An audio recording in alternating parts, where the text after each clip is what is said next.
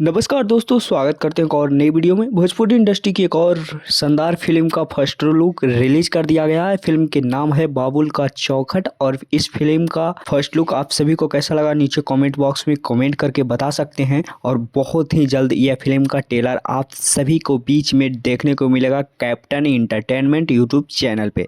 इस फिल्म के निर्देशक हैं दिनेश एस यादव जी और फिल्म के निर्माता हैं बलेश्वर कुमार जी और फिल्म में संगीत दिए हैं अनुज तिवारी जी और फिल्म में गीत लिखे हैं सुमित सिंह चंद्रवंशी जी और लेखक हैं अरविंद यादव जी। और फिल्म के स्टार कास्ट में नजर आने वाली है रितु सिंह और रिंकू आयुषी जी।